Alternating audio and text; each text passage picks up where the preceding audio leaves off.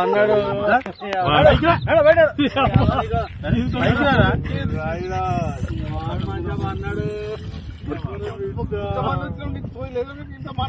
బాబాయ్ వాళ్ళు చచ్చిపోయి అనుకుని పోయినట ముసైతాను చచ్చిన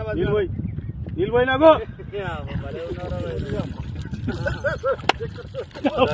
దీనికి మంచి రైట్ ఎందుకు పన్న వాళ్ళ